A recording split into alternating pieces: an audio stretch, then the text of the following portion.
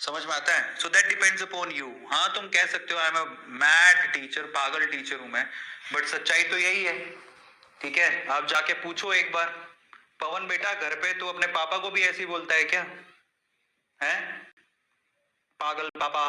तुम्हारे को कोई अलग बात बता दो तो तुम्हें पागल लगने लगता। और मुझे ये समझ नहीं आती, पवन क्या नाम है तेरा? ये पवन, तेरे घर पे तेरे पापा यही सिखाते हैं क्या? तेरे घर पे तेरे पापा यही सिखाते हैं कि जाके दूसरों के चैटों में तू मुझे जानता है? नहीं जानता होगा ना। बिना जाने, बिना जाने तू किसी को कुछ भी लिख दे रहा है। और इससे पता है क्या पता लगता है? कि बिना जाने तू किसी को कुछ भी लिख दे रहा है तो पता लगता है कि तेरी अपब्रिंगिंग कैसे हुई है, तुझे घर पे पाला कैसे गया है। अगर तू ऐसे करता रहा ना तो एक दिन जूते पड़ेंगे संसार में। समझ में आ रहा है? अभी तो चैट में कोई मार नहीं सकता। समझ में आ रहा है? इसलिए तमीज से बात कर बेटा, ये तेरा घर नहीं है। समझ में आ गया? ये तेरा घर नहीं है। और थोड़ी बहुत तो तमीज दिखाओ जिसे समझ में आए कि तुम्हारे पापा ने तुम्हें कुछ शिक्षा दी है। और ये है, मतलब देख लो,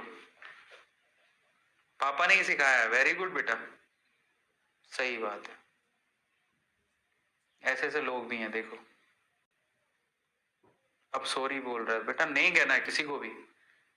तुम चाहे, मैं एक बात बोलता हूँ, मतलब मैं, मेरा पर्सनल बिलीव है, सॉरी कह रहा है अच्छी बात है बट पहले ही नहीं लिखना चाहिए था। और दूसरा मेरा पर्सनल बिलीव ये है, बेटा छोड़ देते हैं, लेकिन अब तुम्हारे पेरेंट्स ने तुम्हें सिखाया होगा, तुम भूल गए होगे। अगर नहीं सिखाया तो मुझे तो सिखाना पड़ेगा ना, क्योंकि मैं तो तुम्हारा दूसरा पेरेंट हूँ। मानते हो ना मुझे दूसरा पेरेंट? यस और नो? कौन कौन मुझे दूसरा पेरेंट मानता है? मैं छोड़ तो नहीं सकता हूँ, हमारे भाभी बच्चे ऐसा तो नहीं करेंगे। तो अगर तुम मुझे दूसरा पेरेंट मानते हो तो मैं तुम्हें एक सलाह देता हूँ।